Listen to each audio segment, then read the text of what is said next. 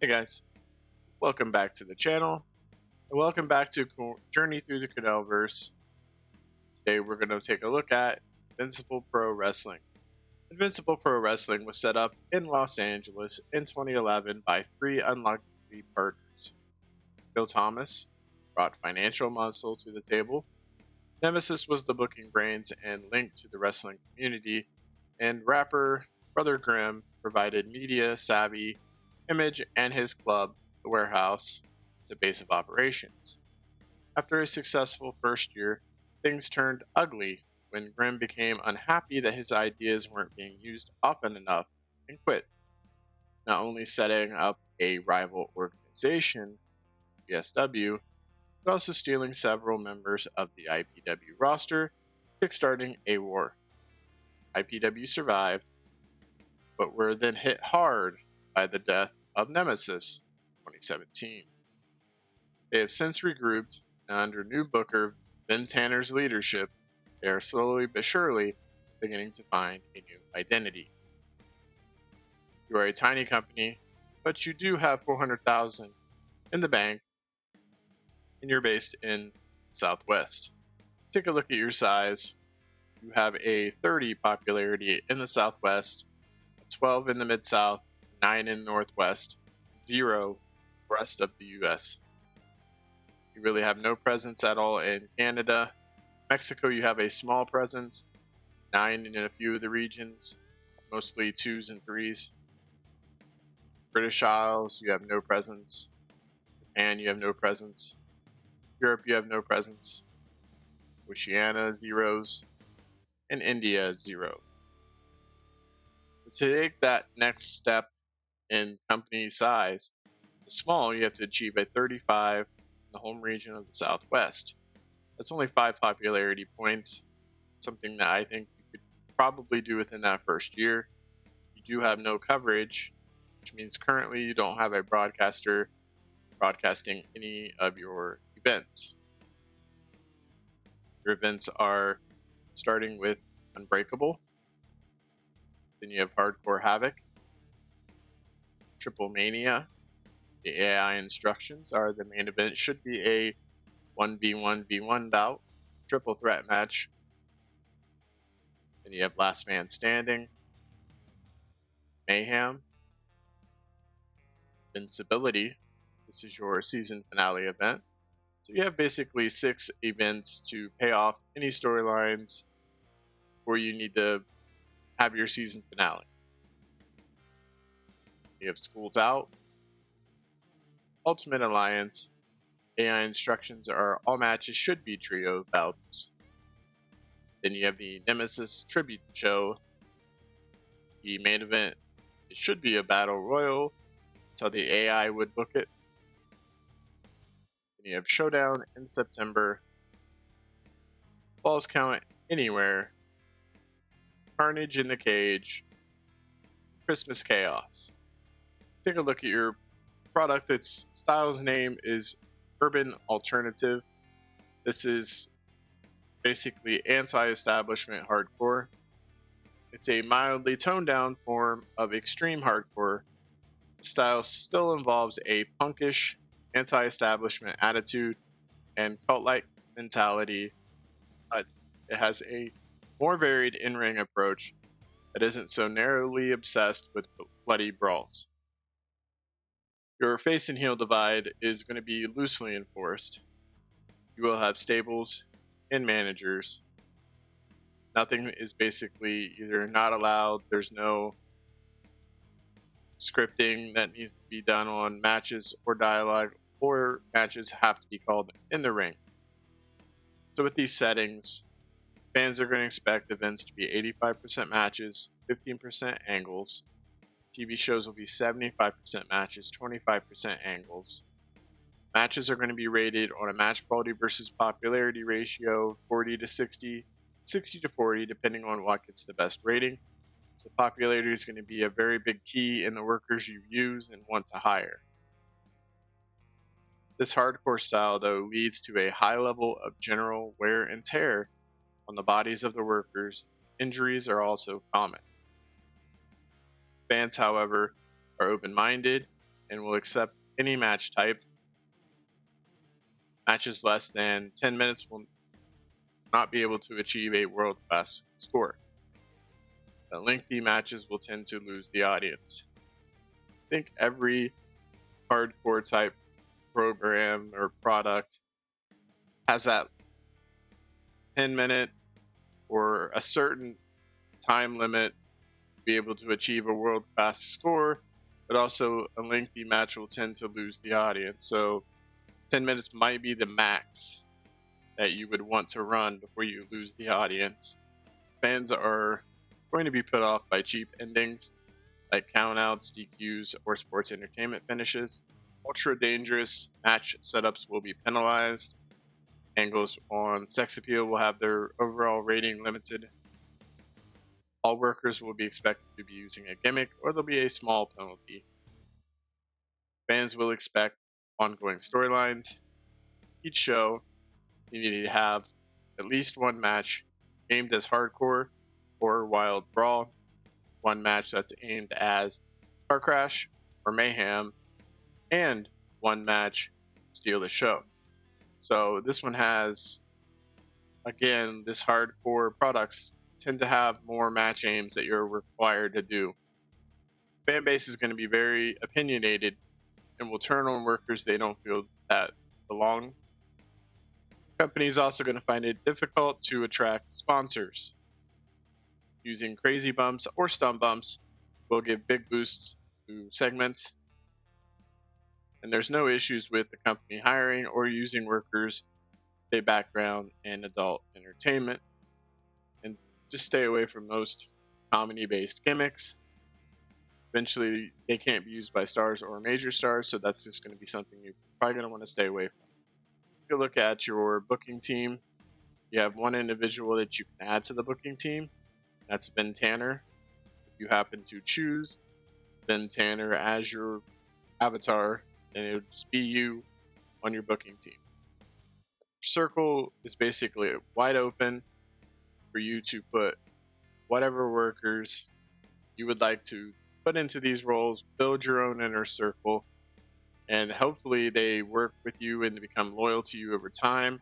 It will obviously positively affect the workers' morale.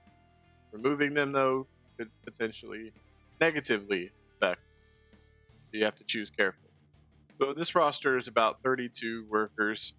So I always like to filter out and look at only those people that have a 70 or above star quality first, just so I can see who my potential stars could be in the future or currently are. So you have people like Ash Barnaby, Charlie Corner, Cole Taylor, Frantic Ali, and Little Henry. Pretty decent skills on each one of these guys, but as you move up in the company sizes, you're going to want to add some more guys in here who have some star quality. So when you get into those regional battles, you have some firepower to fight those battles with. Now, if we take a look at the upper mid-carders, main eventers, these are your major stars of your company. You have 4 people here. You have Aldous Blackfriar. Pretty good looking skill-wise, good fundamentals and physicals, pretty good primaries. He's got good performance. He's just under that 70 level of star quality. He's also really young. So you have Deacon Darkhold, another young worker, really good looking skills, going to be very charismatic. You have Frantic Ali, again, skilled worker, 31. It's not the elder statesman. That's going to be Lug Felon, who is 35. He's really skilled as well. Going to be a brawler. Good hardcore as well. Pretty good psychology. Star quality's at a 66, so it's just a little bit under that 70 level. He's a potential star as well. He's also a big favorite of Nemesis. So it was a devastating blow to Felon personally when he died. So this is a star that you're going to want to look at potentially pushing along with all four of these guys. You have a pretty decent, skilled top of that card to build your events with. We take a look at the mid card. These are going to be your backbone of your whole entire card, your events. It's going to be the guys that you're going to probably use the most of. You guys like Alejandro Vargas, Ash Barnaby, Babao, Clark Smallbone, Deadly Deadshot, EZ, Alec, Q to Ask, Hustle Mubba, Joji, Will Henry, Manny Alvarez, Melvin Otto, Leroy, Otis Van Battenberg, aka Gangbuster, Pedro Mendoza, Harry Longstaff, Hero, Psycho Mike, Sanchez Villano, Sasquatch McGraw,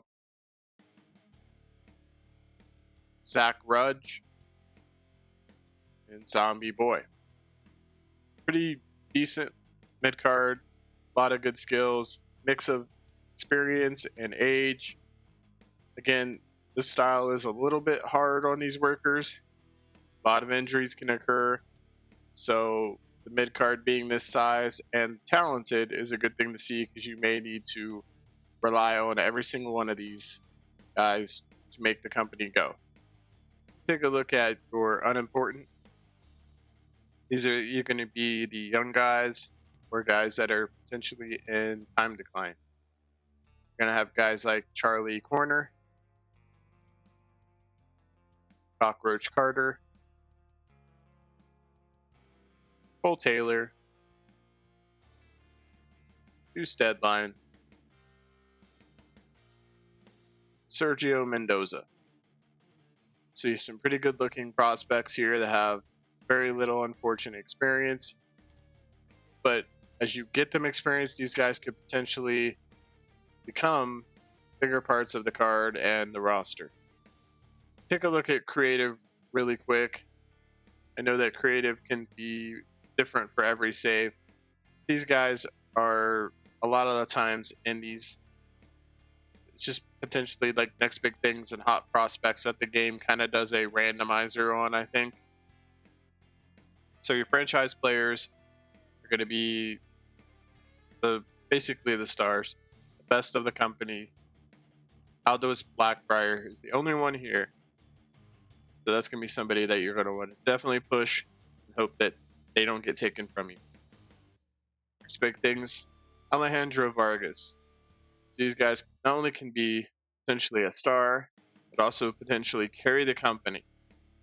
So Vargas is someone I would definitely look at to potentially push, have really good storylines, get a lot of good experience, and potentially get into that upper echelon of your roster.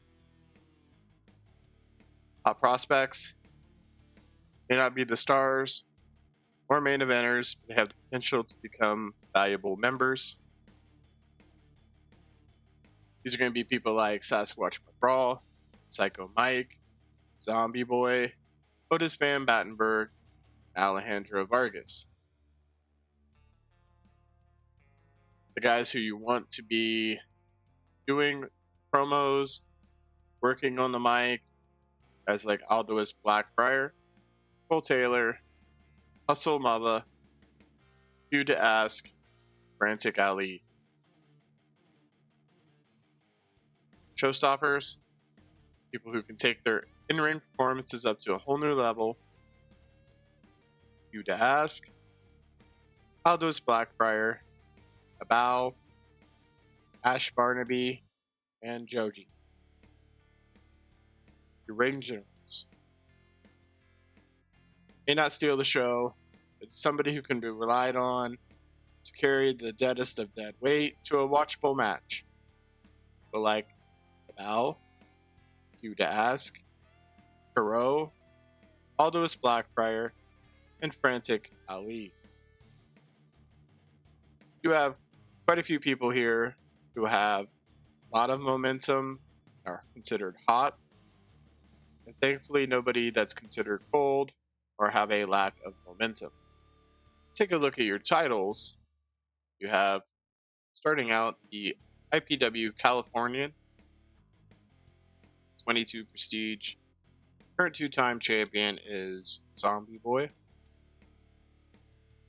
IPW Californian title has gone in and out of fashion in the company, and it really depends on who is the champion as to how seriously it is booked. In 2021, it effectively became, temporarily, a hardcore title due to Psycho Mike and Zombie Boy being champions. Zombie Boy's current reign has been going on 119 days, 2 successful title defenses. You have the IPW Championships, it's a 38 current prestige. Current two-time champion is Aldous Blackbriar. It's one of the most prestigious independent titles. IPW has always booked the IPW Championship strongly by giving it to good workers, giving those workers lengthy reigns. This reign's been going on for 210 days, 7 successful title defenses so far. The IPW Tag Team Championship. Current prestige is 25. Current 3-time champions are Sasquatch McGraw, Von Battenberg. The IPW Tag Team Championship has a pretty strong history thanks to IPW's traditionally deep tag team division. This reign has been going on for 91 days. There's been 2 successful title defenses so far during this reign. Tables you have 2. Start here with the Dark Watch. This was originally Aldous Blackbriar's cult. He was usurped by Deacon Darkhold, turned it into his own personal army to use in his vendetta against Blackbriar. Even after that feud ended, faction has remained a key part of IPW. So you're going to have Deacon Darkhold as the leader, the Bao as a member, Melvin Otto as a member, and Roy as a member as well. Then you have the Mendoza Cartel, particularly blatant example of creative theft. The Mendoza Cartel are effectively a direct ripoff of FCW's Red Hot Gallardo Cartel, being a vicious faction, has strong organized crime vibes. On the plus side, Mendozas are significantly better in the ring than their Puerto Rican counterparts, so they've got both a hot storyline and good matches. So you have Rafael Mendoza as the leader, Alejandro Vargas as the deputy, Sergio Mendoza and Pedro Mendoza rounding out this faction. Storylines, you need 1 storyline rated hot or above. You're currently achieving this. You have 4 storylines currently in the company, starting with Blood Will Flow, in what may turn out to be the bloodiest feud in IPW history. Canadian Hardcore face down the challenge of Mexican Hardcore killers. So this is going to be Sasquatch McGraw, Otis Von Battenberg, taking on EZ and Sanchez Villano. The cartel business. Mendoza Cartel have been dominant since coming to IPW. The 2 of the company's stalwarts, Hustle Mava and Lug Felon, have now banded together in an unlikely alliance in order to fight off the newcomers. of hardcore demolition. Ever since Psycho Mike captured the Californian title, the belt has become something of an unofficial hardcore division. Current champion is Zombie Boy, who must now survive multiple threats to his reign. Then you finally have the real deal, in a clash between two of IPW's best.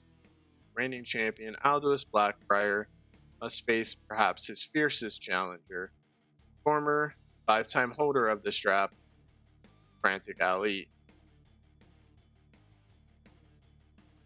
Pretty decent mix of storylines. I think they're interesting. You have tag team, singles, the hardcore aspect of it as well. I think this is some pretty cool storylines to work with. We take a look at your teams. You have teams like Barnaby and Rudge, Canadian Hardcore, Coulrophobia,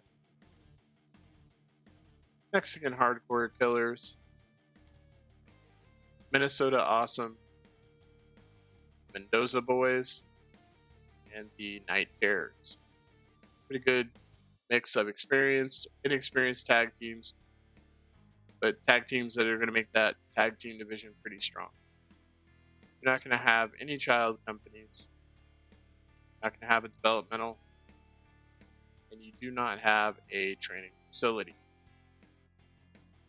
You are a member of the COTT, so you could potentially borrow workers from these 3 right now members and have the World Heavyweight title come in and be defended on your show. You can get the tag team titles back and have them defended on your show. So that opens another whole avenue of potential stories and matchups that you wouldn't have in other companies because you can take advantage of the COTT alliance. Obviously, if you look at your relationships, CZCW, you have a really good working relationship with Pittsburgh Steel. They have a talent trading agreement, agreeing not to steal workers. They're friendly. Then obviously, Crimso Crowd Wrestling, you're going to have hostile attitude, basically that war between them because the former owner of IPW now owns GCW, GSW. Guys, I hope you enjoyed this look at Invincible Pro Wrestling. If you guys have any tips and tricks for Invincible Pro Wrestling or hardcore, what ways you would book hardcore, some ideas for hardcore booking, just those tips and tricks would be really useful to leave down in the comments. They do help me, they help other people when they see these videos. And while you're down there, please give the video a thumbs up, hit that subscribe button. It really does help the channel, pushes my content out to other people who's looking for TEW content. I'm Last Son. This has been Journey Through the Cornellverse. Today we took a look at Invincible Pro Wrestling. Keep playing, guys. Stay awesome. See you in our next video.